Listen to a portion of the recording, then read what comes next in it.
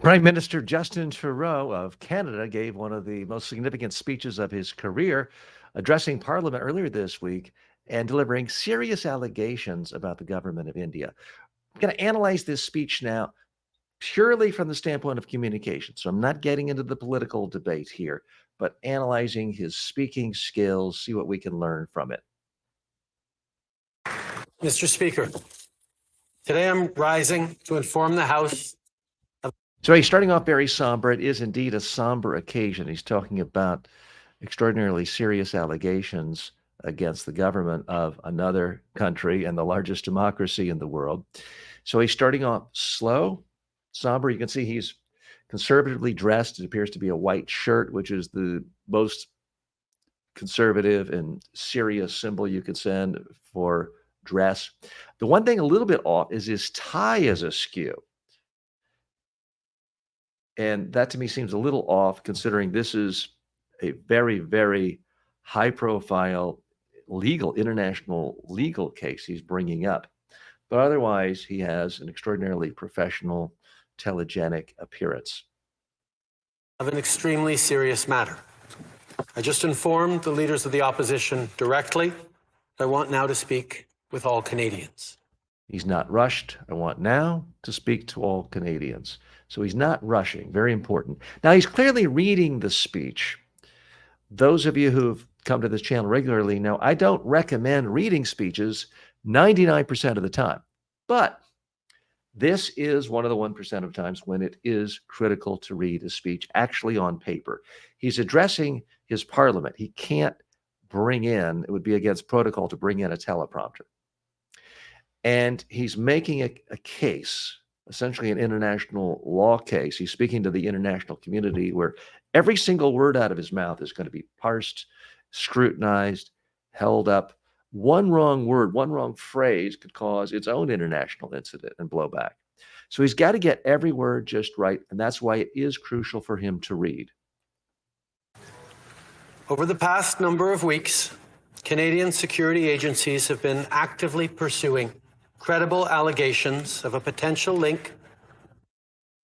Even though he's reading, he is looking up. He's giving eye contact to the members of parliament and indirectly the people watching him at home, wherever they are around the world. So he's not just head buried, putting on glasses, holding papers, looking down. He is engaging the audience exactly as you should. Between agents of the government of India and the killing of a Canadian citizen, Hardeep Singh Nijjar. He's coming across as very measured because this is an extraordinarily serious matter. It's perhaps the most serious matter a prime minister could deal with regarding relations with another country. So he's coming across somber, serious, as you would expect, as he would want for an issue like this. His reading speed is just right because he's not rushed. He's pausing to show the gravity of the matter. He's also doing something extraordinarily well with his notes. The problem many people have, what amateurs do with their reading a speech, they finish a page, they're done with it, they turn it over. It calls attention to itself, and they're looking at the paper as they do it. That's what most people do. He's using a very advanced technique that I also advise my own clients to use, which is you're done with a particular page, you look up, and then you slide it over, and you don't call attention to it. You're not flipping the paper, so it doesn't call attention to itself. And it makes it seem much more seamless. And for a lot of people, they'll be convinced he's just talking to them. So that's great notes management that he's using there. Canada is a rule of law country. The protection of our citizens and defense of our sovereignty are fundamental. He's using simple words. You can argue sovereignty isn't that simple a word, but at some point people know that's when a country gets to do whatever it wants. In general, he's using simple words, short sentences. He's not speaking like an international lawyer. He's speaking like a leader who's trying to convey with an entire country. Indeed, in this case, he's speaking to the entire international community. So his word choice is simple, clear, easy to understand. Our top priorities have therefore been, one, that our law enforcement and security agencies ensure the continued safety of all Canadians. So he's well organized, he's listing, making it simple, easy for people to understand.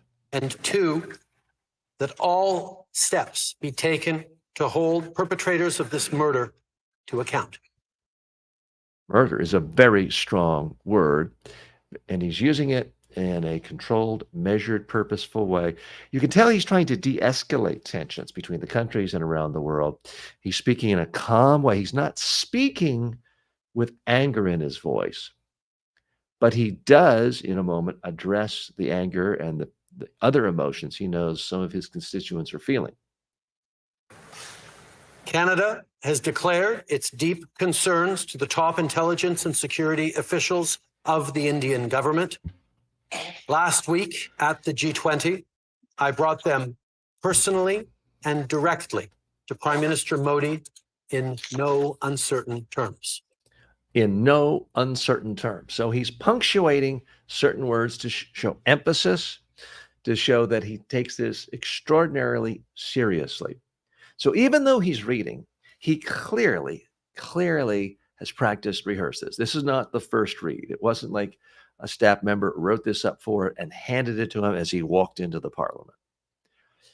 This looks easy to do. It's actually very difficult to read in front of a lot of people in a room with you, also knowing TV cameras are on you. Now, he's an experienced politician. He's been in national public office for many, many years, has given thousands of speeches and thousands of media interviews. So you wouldn't expect him to show any classic signs of nervousness, voice quivering, or hands shaking. But still, I've seen many politicians sort of wilt in situations like this, and they start reading, their head is down the whole time. They start reading faster, and they lose the inflection in their voice. He's doing it exactly on his own time. He's not rushing. He's also very brief, as you'll see in a moment. He doesn't go on and on. He states the case in clear, simple terms. Any involvement of a foreign government in the killing of a Canadian citizen on Canadian soil is an unacceptable violation of our sovereignty.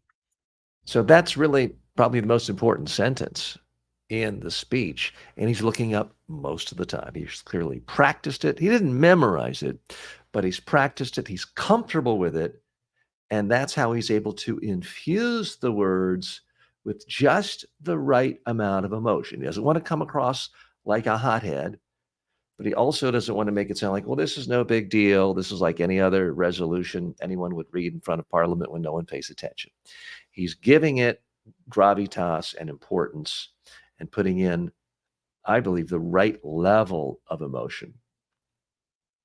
It is contrary to the fundamental rules by which free, open, and democratic societies conduct themselves.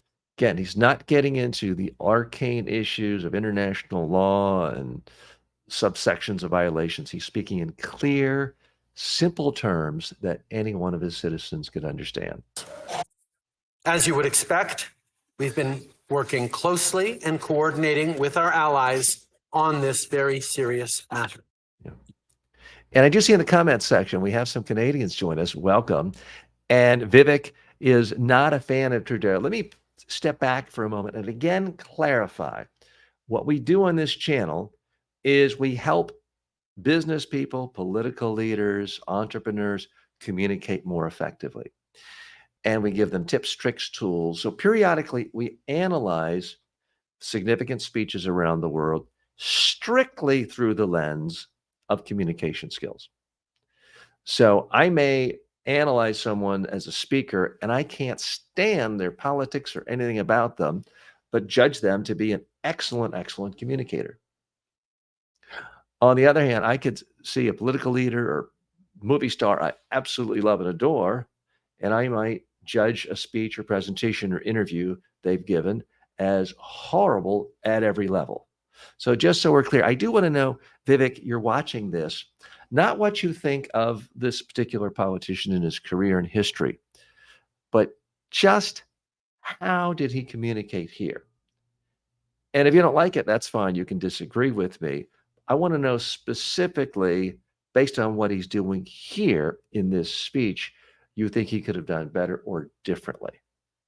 So thanks for listening. Let's watch a little more. In the strongest possible terms, I can.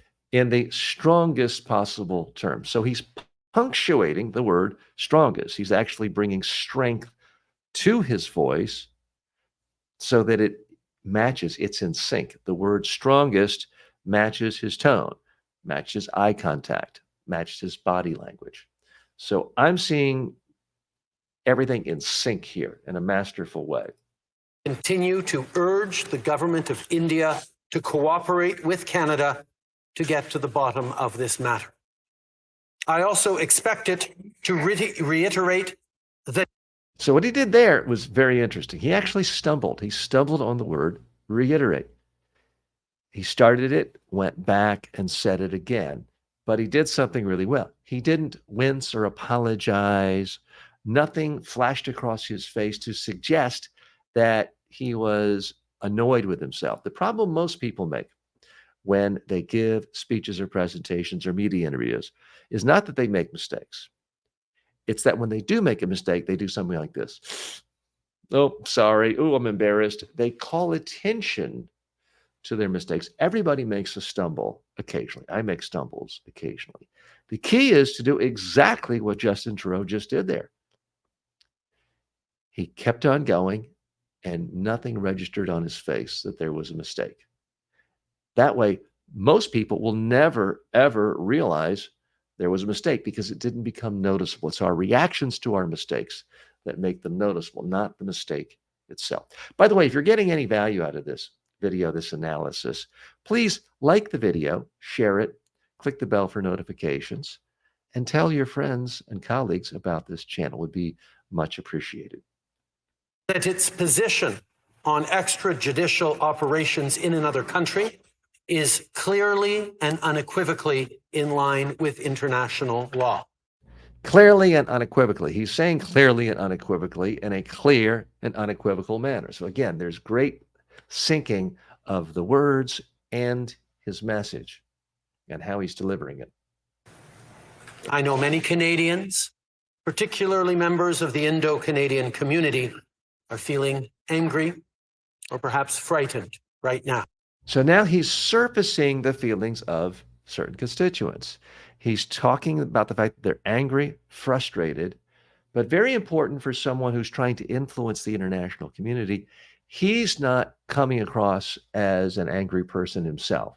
He does not seem like he's trying to inflame the situation and make it worse, but he does want people to know it's very serious.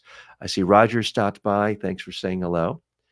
And it says P. I'm not quite sure what you wanted to say there, but please post another comment, Roger. Let us not allow this to change us. Let us remain calm and steadfast in our. Let us remain calm and steadfast. So he's not just saying calm and steadfast, he actually sounds calm. By bringing down the volume and the speed, he is exuding a calmness. Now, for a lot of speeches in different situations, I would say this is maybe too low energy. But given the explosiveness of this issue, I think his volume and his energy level is just right. And Vivek has pointed out other things. He says, I don't mean to be arrogant. Well, Vivek, no offense is taken. Again, I know very little about Canadian politics. So in that sense, I'm the typical ugly American.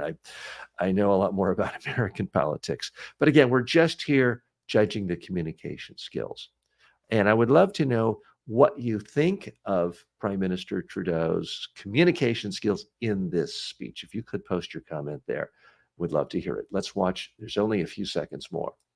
Our commitment to our democratic principles and our adherence to the rule of law. This is who we are and what we do as Canadians. That part, very important, and notice he wasn't reading there. That is who we are and what we do as Canadians. So very forceful. He wanted to really land that. He clearly took the time to rehearse that. Whether he's got a great memory or he had to practice it 5 times, it doesn't matter. But he nailed that part without having to be buried in notes. So when you really want to hit important points when you are delivering a speech that is written, you need to get some element, not all of it, but some elements in your head so you can say them really looking at people. It comes across in a much more powerful manner. Again, no rush. See, he finished his statement, pushed the paper aside. Now he's ready for the next point. Monsieur le Président. And now he's doing the whole thing again in French. So this whole speech was less than 3 minutes long. And believe me, I love to pick people apart. I find very little error there, very little to critique. It was polished, and yet he brought humanity to it. He seemed like a human being, very strong communication. Roger writes, potential link is that code we have nothing. Modi made me look like a fool, so I'm going to feed the Canadian people a bunch of stuff so I don't look too. So, Roger, you clearly know a lot more about Canadian politics than I do. And certainly any speech can be interpreted different ways by different audience members based on the context they're looking at this. So I'm not in any way trying to criticize your analysis, and I'm not trying to be pro Trudeau here. I'm simply looking at this from the perspective of communication skills and giving a speech in a high stakes situation. And I think by that measure, he's done extraordinarily well. Now, he certainly had a lot of bad publicity over various scandals and other issues in the past. Happy to critique those as well, but this is in the news. That's why we're there today. But Roger, I would like to know, in terms of just the technical, because that's what we're about here, in terms of the technical way he delivered the speech, how he sounded, how he moved, how he spoke, how do you judge it? Please post your comments there. By the way, if you're trying to improve your own presentation skills, you may want to check out highstakespresenter.com. It's in the description. You'll see it below. I'll post that as soon as we finish. And that is a place where I coach, along with some of my colleagues, people like you, business people, sometimes political figures, consultants, entrepreneurs, experts on how to communicate more effectively when you're giving speeches, when you're talking on YouTube, when you're being interviewed by others. So if you want to improve your own speaking skills, I urge you, check out highstakespresenter.com. Thanks so much for joining me today. Thanks to Roger and Vivek and Ben and all the others. And if you're watching on demand, please post your comments and your questions. I do answer every single comment and question. Thanks so much. Please like this video, subscribe to the channel, and sign up for notifications. See you next time.